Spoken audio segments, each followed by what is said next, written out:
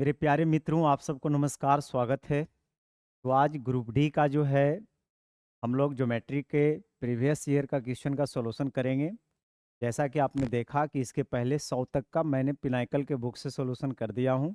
और आज 101 से लेकर 125 तक का सॉल्यूशन होने वाला है, बहुत ही शानदार। तो सब हो जाइए तैयार। चलिए शुरू करते हैं अपनी यात्रा को। और हम सब की यात्रा जो है मंगलमय हो, तो इसके लिए जल्दी से सेशन को पहले से लाइक कर दीजिए, है ना, ताकि आपको समझ में भी ज़्यादा आएगा। तो अब हम आगे बढ़ते हैं 101 नंबर से। यदि नियमित बहुभुज का बाहरी कोण 40 डिग्री है, तो नियमित बहुभुज में भुजाओं की संख्या कितना होगा? बाहरी कोण नियमित बहुभुज में कह रहा है 40 है, मतलब ये साफ से लिखा नहीं है, लेकिन आपको समझना है कि एक कोण की बात कर रहा है। यदि नियमित बहुभुज का प्रत्येक बाहरी कोण जो है वो 40 डिग्री है, अनियमित बहुभुज का सभी कोण का जो जोड़ होता है वो 360 होता है। लेकिन मुझे एक कोण का माप चाहिए, तो n से भाग देना होगा। और ये एक कोण का माप दे रखा है मेरे मित्र 40 डिग्री। इसमें भुजाओं की संख्या पूछ रहा है कि क्या होगा। तो 40 यहाँ आ जाएगा 360 के नीचे, और n चला जाएगा 40 के पास। अब यहाँ से काट दीजिएगा तो 9 बार में कट जाएगा, यानी भुजाओं की संख्या इसमें 9 होगा। बहुत ही खूबसूरत शुरुआत। आगे बढ़ते हैं। त्रिभुज एबीसी में बीडी लंब है एसी पर। एसी पर स्थित बिंदु डी पर लंब है और डीबीसी 44 है, और ईबीसी पर स्थित एक ऐसा बिंदु है कि सीएफ 34 है। तो एईबी का माप क्या होगा? पहले तो एक त्रिभुज बनाना पड़ेगा, ऐसे कुछ आइडिया नहीं मिल रहा है। तो मैंने क्या किया, एक त्रिभुज बनाया आपके सामने। कौन सा त्रिभुज बनाया? A B C. अब ये बोला क्या जा रहा है कि बीडी लंब है एसी पर। तो बीडी लंब है एसी पर, इस पर लंब बना दिया। उसके बाद और एंगल डी बी सी 44 है। डी बी सी यानी ये 44 है मेरे मित्र। ये अगर 44 है तो यहाँ आप बता सकते हैं कि 90 है, 44 है। तो फिर ये तो 90 है, तो ये दोनों का जोड़ भी 90 होगा। तो 90 में अगर 44 को आप माइनस कर दीजिएगा मेरे मित्र, तो ये आ जाएगा 10 में से 4 जाएगा 6, 8 में से 4 जाएगा यानी 46। तो ये हमारा 46 डिग्री आ जाएगा। आया नहीं? यहाँ तक तो हम लोग पहुँच चुके हैं। अब आगे बढ़ते हैं।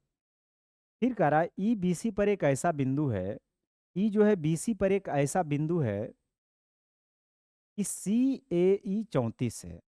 सी ए ई जो है 34 है, मतलब ई थोड़ा सा इधर होगा, है ना, ऐसे। तो सी ए ई ये जो है वो 34 है, थोड़ा सा मुझे इधर बनाना चाहिए था, मुझे लगा यहाँ पे एंगल बनेगा, लेकिन कोई बात नहीं है। तो हम यहाँ पे क्या करते हैं कि सी ए ई सी ए ई जो है ये है 34 डिग्री, ये है हमारा 34 डिग्री। अब करा ए ई बी कितना होगा? ए ई बी, ए ई बी मतलब ये वाला। तो ये तो बहिष कोण है मेरे मित्र इस त्रिभुज का। आया नहीं? अगर एक त्रिभुज आप गौर से देख रहे हैं, तो इस त्रिभुज के बढ़े हुए भाग पे बन रहा है बाहर में एंगल, तो ये बहिष कोण है ए ई बी। और बहिष कोण दो अंतःकोणों के योग के बराबर होगा, यानी इसको छोड़कर। यानी ये हो जाएगा 46 डिग्री प्लस 34 डिग्री। जोड़िएगा तो 6 4 10, 4 3 7 1 8, यानी 80 डिग्री। तो फिगर बनाते ही बनता है, रिलैक्स मोड में आकर के सिर्फ इसको बनाते रहिए। आगे बढ़ते हैं। कह रहा है एबीसीडी एक चतुर्भुज है जिसमें ए बी पैरेलल है डीसी के। ई और एफ क्रमशः विकर्ण एसी और बीडी के मध्य बिंदु है, और ए बी 28 है, बी सी 15 है, डी सी 40 है, ए डी 9 है, ई एफ कितना है? तो सबसे पहले एक ही समांतर चतुर्भुज की बातचीत किया जा रहा है, तो हम इसको इस शेप में बनाते हैं। ठीक है, अब आप समझिए। ए बी 28 है और बी सी 15 है, बी सी 15 है और डी सी 40 है। A B C D. ठीक है, तो ए बी दे रखा है 28, बी सी दे रखा है 15, बी सी दे रखा है 15, डी सी दे रखा है 40, आई डी दे रखा है 9।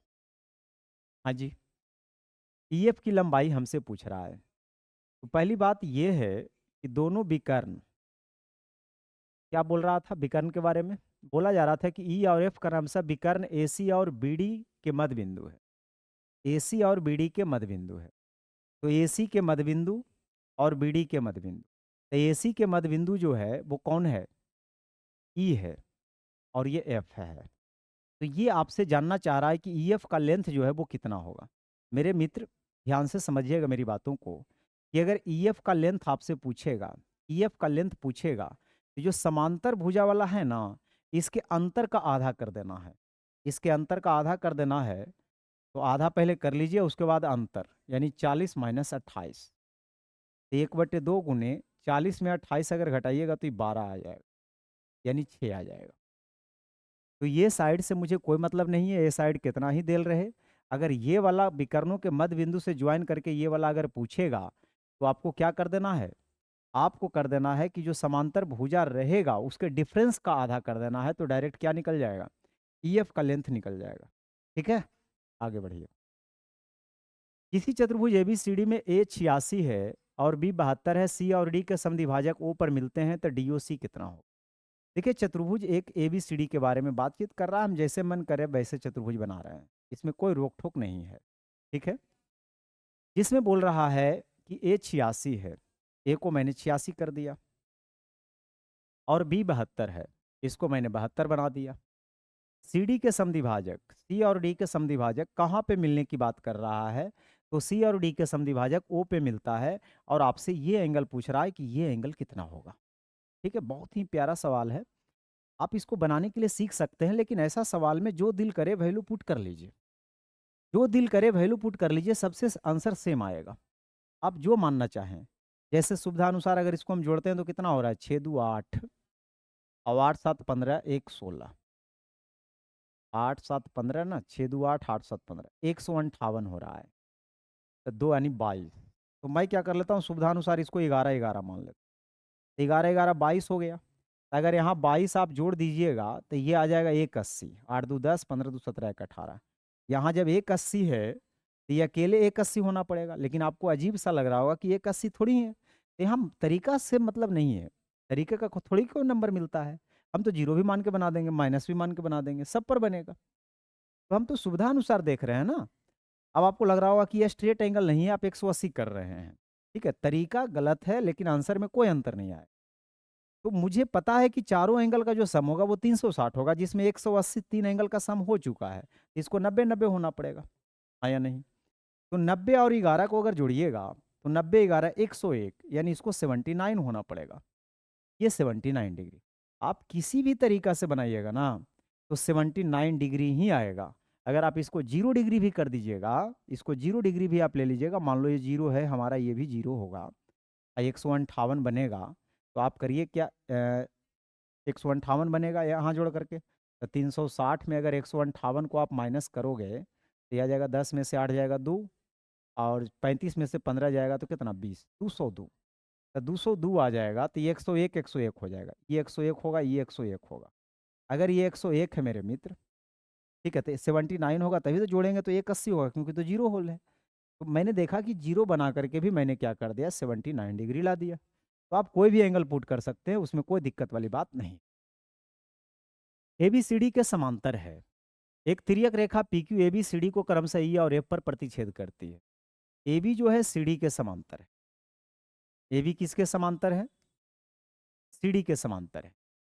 एक तीसरी रेखा PQ जो है, तीसरी रेखा जो PQ है उसके बारे में बोला जा रहा है, AB को E पर और CD को किस पर, F पर काटती है।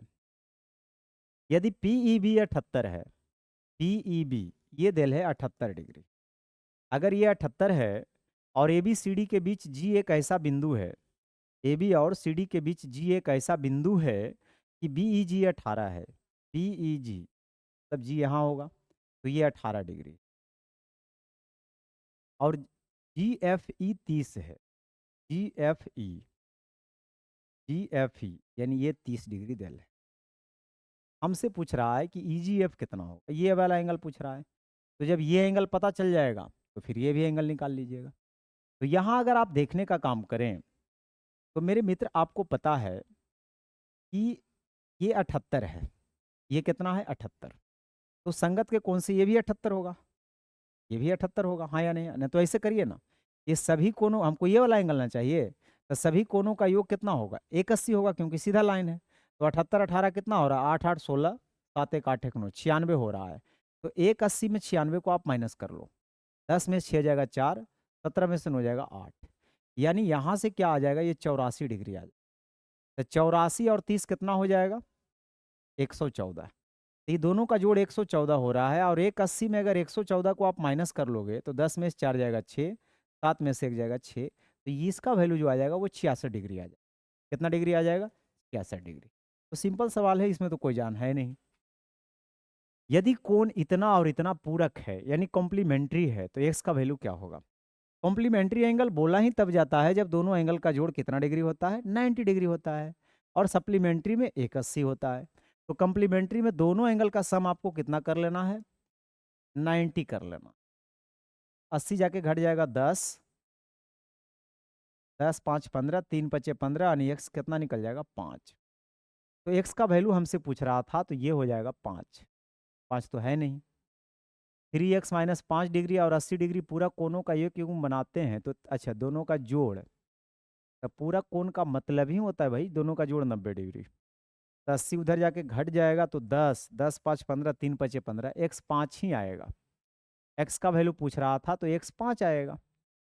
ठीक है, देखिए एक्स का वैल्यू, ये सब वैसे भी ऑप्शन दिया है ना तो गलत दिया है, क्योंकि अगर आप सोचो कि अगर पूरा कोण करा आप 35 लेते हैं तो 35 दिया 105, 105 में 5 100, 100 80 मिल करके 180 आ जाएगा। तो ये तो संपूरक रहेगा तब ऐसा हो सकता है, ये संपूरक रहेगा तब ये हो जाएगा 35 डिग्री।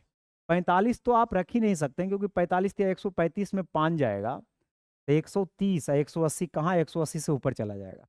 50 जब 45 से नहीं आ रहा तो 50 90 कहाँ से हम रख सकते। तो 35 दे रहा है, इसका मतलब थोड़ा सा गड़बड़ क्या है कि पूरक को समपूरक बोलना चाहिए। क्या बोलना चाहिए, समपूरक। और जब समपूरक कहेगा तो हमको कोई दिक्कत नहीं है, दोनों एंगल का सम कितना हो जाएगा, 180 हो जाएगा। तो यहाँ 100 डिग्री आ जाएगा, 5 जा करके जुड़ जाएगा तो यहाँ 105 आ जाएगा, और 105/3 करिएगा तो 35 डिग्री आ जाएगा। यहाँ क्या बोलना चाहिए, उसको समपूरक बोलना चाहिए, सप्लीमेंट्री बोलना चाहिए। यदि एबीसीडी एक समचतुर्भुज है जिसमें एसीबी 40 है तो एडीबी कितना होगा। देखिए बात समचतुर्भुज की किया जा रहा है, तो आपको पता होना चाहिए कि समचतुर्भुज की सभी भुजाएं आपस में बराबर होती है, और ये एक समांतर चतुर्भुज भी होता है, और इसके विकर्ण 90 डिग्री पे भी काटता है। या नहीं, प्रत्येक कोण कितने डिग्री का होता है मेरे मित्र, 90 डिग्री का होता है। प्रत्येक कोण 90 डिग्री का होता है। एबीसीडी एक समचतुर्भुज है। अब देखिए क्या बोला जा रहा है, बोला ये जा रहा है ए सी बी 40 है, ए सी बी ये 40 है मेरे मित्र, ये 40 है तो हमारा ये भी 40 होगा। हाँ या नहीं, ये भी 40 होगा क्योंकि ये लाइन पैरेलल है, ये लाइन पैरेलल है, ये काटने वाला लाइन है। अब हमसे बोल रहा है कि एडीबी कितना होगा, एडीबी यानी ये एंगल पूछ रहा है। तो आप इस ट्रायंगल में एंट्री मार लो। अब इस ट्रायंगल में आप आइएगा, इसमें 90 40, ये 90 है तो इसको भी जोड़ के 90 होना पड़ेगा, मतलब इसको 50 होना पड़ेगा। 50 40 90, 90 मिला के 180, यानी एडीबी जो हमारा होगा वो कितने डिग्री होगा मेरे मित्र, 50 डिग्री। दो समरूप त्रिभुज की संगत भुजाओं का अनुपात 2 3 है, और उसके क्षेत्रफल अगर 48 है तो बड़े त्रिभुज का क्षेत्रफल क्या होगा। मेरे मित्र अगर भुजा का अनुपात 2 3 है ना, भुजा का अनुपात 2 3 है, इसके जो क्षेत्रफल का अनुपात होगा इसके वर्ग के रेशियो में होगा, यानी 4 और 9 होगा। इसमें त्रिभुज का क्षेत्रफल, बड़े त्रिभुज का क्षेत्रफल पूछ रहा है, मतलब ये छोटे वाले का देल होगा। हाँ, छोटे वाले का 48 दे रखा है, मतलब 48 4 यूनिट की वैल्यू दे रखा है, और 9 यूनिट की वैल्यू आपसे पूछ रहा है। 4 से काटोगे 12 बार में, 12 नमा 108, यानी बड़े वाले का हो जाएगा 108। समचतुर्भुज के विकर्णों की लंबाई 16 और 12 है, समचतुर्भुज के भुजा की लंबाई कितना होगा।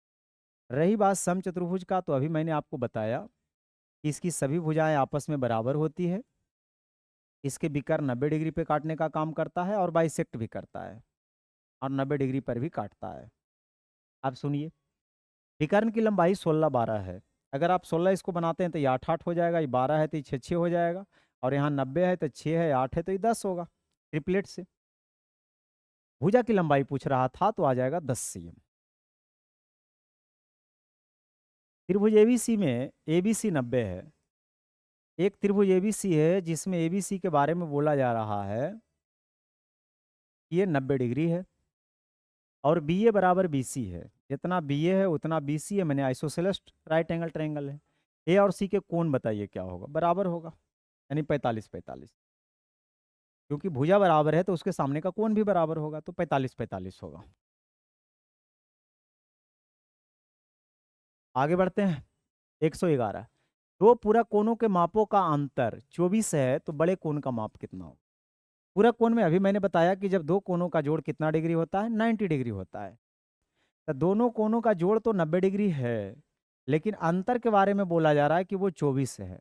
तो बड़े कोण यानी एक्स पूछ रहा है। तो यहाँ से 2x बराबर 90, 24, 114 यानी एक्स कितना आ जाएगा, 57 डिग्री आ जाएगा।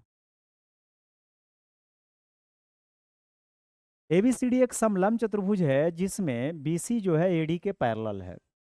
एबीसीडी एक समलंब चतुर्भुज के बारे में बोला जा रहा है ऐसा। समलंब मतलब ये पैरेलल है, जिसमें बोला जा रहा है कि AC बराबर CD है। AC और CD बराबर है। AC और CD, A B C D, A B C D, AC और CD, जितना AC है उतना CD है। अच्छा, ऐसा हो सकता है। कह रहा ABC जो है 98 है, ABC ये 98 है, ये 98 है, और BAC 32 है, BAC ये 32 है मेरे मित्र। तो ये 98 है, 32 है, अगर दो इसको दे देंगे तो वो 100 हो जाएगा, 30, 130, मतलब इसको 50 होना पड़ेगा। आई लाइन अगर पैरेलल है, ये लाइन अगर पैरेलल है, काटने वाला लाइन है, तो लगातार एंगल का जोड़ कितना होगा, 180। तो 180 में घट कितना रहा था, ये 98 तो हो गया था यानी 82। अब 82 में भी 50 हो गया यानी 32। या ऐसे करते हैं ना कि ये लाइन पैरेलल था, ये काटने वाला लाइन था, तो ये 32 वैसे भी हो जाता। हमसे पूछ रहा है ACD कितना होगा। ACD यानी ये 32 डिग्री, इसको निकालने की जरूरत भी नहीं था, ये 32 तो ये 32 हो। तो ACD कितना होगा, तो ACD हमारे अनुसार से तो 32 होगा, है ना। 8 दूनी 10, 9 3 12, 1 13, 130, 50, 180। अगर ये 32 है मेरे मित्र, BAC देखिए क्वेश्चन में कहीं गड़बड़ी हो सकता है, ठीक है, क्वेश्चन में कहीं गड़बड़ी हो सकता है। मुझे डाउट यहाँ पे गया, तो कहीं पर फॉल्ट है, तो डायरेक्ट तो नहीं पता चल रहा है, ठीक है। तो अगले लेक्चर में इसको हम शामिल कर लेंगे सुधार करके कि कहाँ पर गलती है, ठीक है। बाकी समय ना वेस्ट करते हुए हम आगे बढ़ते हैं। वह चतुर्भुज जिसकी भुजाएं बराबर हो और भुजाओं के बीच सभी कोण 90 डिग्री है, तो उसे क्या कहा जाएगा। देखिए कह रहा है सभी भुजाएं बराबर हो, तो सभी भुजाएं बराबर समचतुर्भुज में भी होता है, वर्ग में भी होता है। और कह रहा है भुज सभी कोण जो है 90 डिग्री है, तो सभी कोण 90 डिग्री की बात कह रहा है, मैंने हर हाल में उसको वर्ग होना पड़ेगा। हर हाल में क्या होना पड़ेगा, वर्ग होना पड़ेगा। रिंजु कोण क्या होता है, एक 80 वाले को रिंजु कोण कहते हैं, स्ट्रेट एंगल। दी गई आकृति में पी क्यू के पैरेलल है, ये लाइन पैरेलल ही काटने वाला है, ये 4x है, 6x प्लस 22 है। हमसे पूछ रहा है किसका वैल्यू, 5x माइनस 22, तो पहले एक्स वाई निकालना पड़ेगा। तो यहाँ से देखिए ये लाइन पैरेलल है, आई काटने वाला अगर लाइन है, तो ये बराबर ये हमारा हो जाएगा, या ये बराबर ये संगत के कोण से हो जाएगा, यानी 6x प्लस 22 बराबर x प्लस 5y। तब 5x बराबर 4y, 5x बराबर कितना हो जाएगा, 4y। तो यहाँ से हम निकाल सकते हैं x का वैल्यू 4/5y। अब ये दोनों लगातार एंगल को जोड़ेंगे तो 180 हो जाएगा, तो 6 4 10x प्लस 22 बराबर 180। तो 22 के जगह हम रख सकते हैं, या x के जगह ही रख लीजिए। x के जगह हम कितना रख सकते हैं, x के जगह 4/5y रख सकते हैं, तो यहाँ से 22 निकल जाएगा। तो 4 दूना 8 1 9, 9 22 बराबर 180, यानी 22 बराबर 20 आ जाएगा।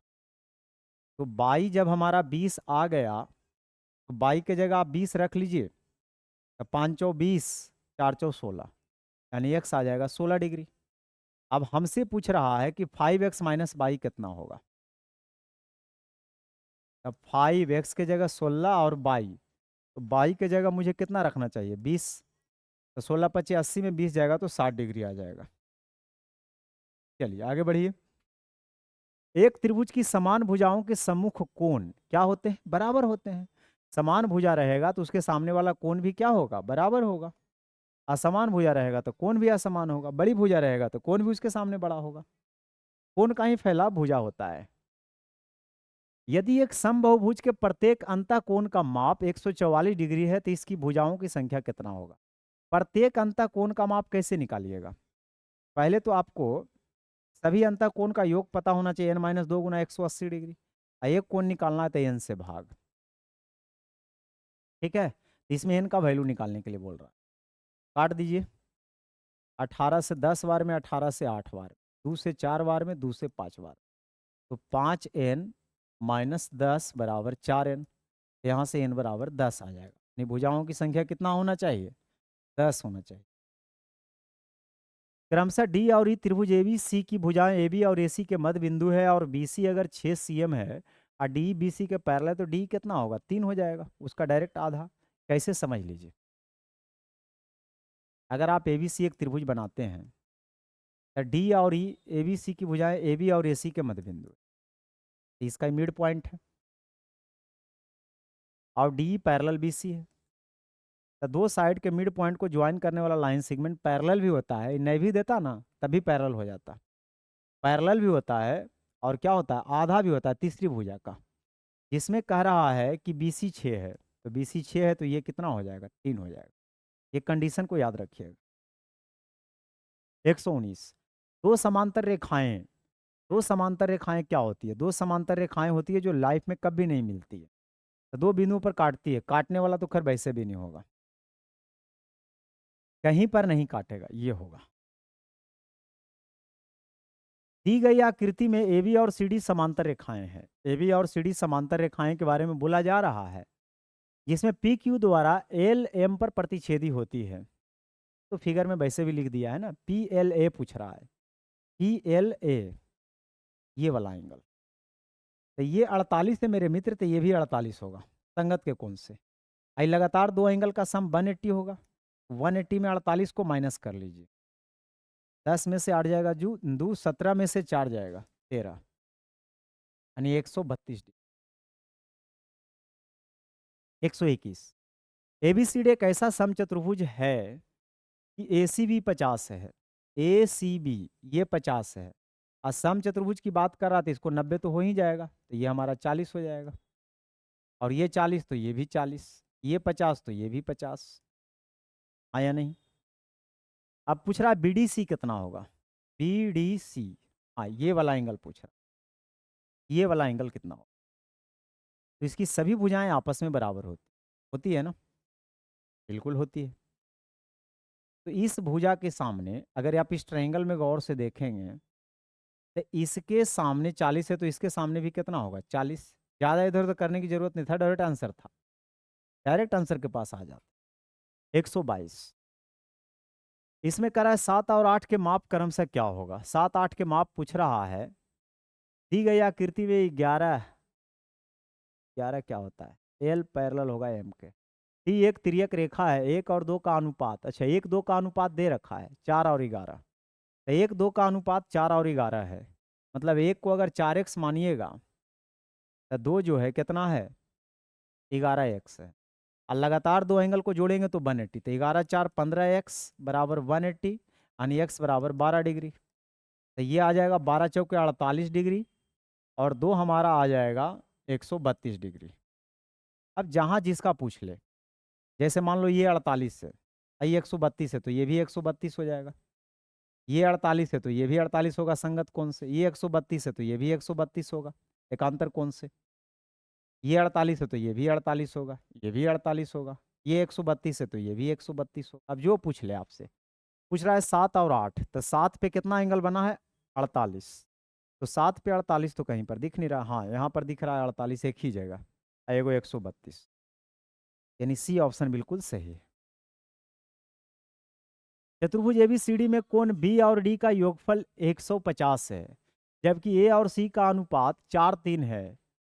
तो देखिए चतुर्भुज में चारों कोणों का योग 360 होता है ना, जिसमें दो कोण जोड़ करके दे रखा है 150। तो 360 में अगर आप 150 को माइनस कर लीजिएगा तो बचेगा दो कोण के लिए कितना, 210 बचेगा। और यही 210 में जो दो कोण बच रहा है उसका रेशियो 4:3 है। तो 210 को 4:3 में बांट लीजिए, पूरा जोड़ने पे 7 हो रहा है, यानी 7 यूनिट का वैल्यू 210 है। हमसे पूछ रहा है सी का वैल्यू क्या होगा, तो सी बाद में आया है लगता है, यानी 3 यूनिट का वैल्यू हमसे पूछ रहा है। तो 30 या 90 डिग्री, तो बिना फिगर के ये हो गया। 124 त्रिभुज एम एन ओ में, एम एन ओ एक त्रिभुज है जिसमें क्या बोला जा रहा है कि एन और ओ बराबर है। एन और ओ आपस में क्या है, बराबर है, मतलब आइसोसेलस है। एन ओ 12 है, एन ओ 12 है, एम ओ 10 है, एम ओ 10 है। तो ये 10 है मेरे मित्र, तो इसके सामने ये भी हमारा 10 होगा। तो कह रहा है एमपी की लंबाई कितना होगा। एमपी की कहाँ से आ गया, एमपी ऊंचाई है, ये ऊंचाई पूछ रहा है ये वाला, ठीक है, एमपी। तो ऊंचाई अगर पूछ रहा है तो आपको पता है कि आइसोसेलस है तो 6 हो जाएगा। तो 10 से 6 है तो ये हमारा कितना हो जाएगा, 8। यानी जो एमपी की हाइट हो जाएगा वो 8 हो जाएगा। आज का आखिरी सवाल ये रहा आपके सामने, ठीक है। जरा दी गई आकृति में रेखाएं ए बी और सी डी एफ जी के समांतर है, ये सब समांतरे होगा, ठीक ना। एक्स का वैल्यू हमसे पूछ रहा है। आप क्या करिए ना, समांतर रहे तो आगे पीछे ढेर दूर तक बढ़ा दीजिए, जहां आप बढ़ा सकते हैं, कोई दिक्कत नहीं। अगर ये 110 है मेरे मित्र, ठीक है, तो ये 70 होना पड़ेगा, 70 होना पड़ेगा, हाँ या नहीं। तभी ना 180 होगा दोनों लगातार एंगल का। और ये 95 है तो इसको भी 95 होना पड़ेगा, बिल्कुल। तो ये 95 है, मतलब ये 100 है तो ये 80 होता, 95 है तो ये 85 होगा। तब 85 और 70 को जोड़ने पे कितना बन रहा है, 155 बन रहा है। तो 155 बन रहा है तो अवघाट कितना रहा है, 25। यानी एक्स का वैल्यू क्या होना चाहिए, 25 डिग्री होना चाहिए। तो ये था 125 तक का सॉल्यूशन। मिलते हैं 126 से लेकर 150 तक। वीडियो कैसा लगा कमेंट करके ज़रूर बताइए, दोस्तों के साथ शेयर करिए, है ना। और तो आप जानते ही हैं, लाइक करना न भूलें। मिलते हैं अगले लेक्चर में।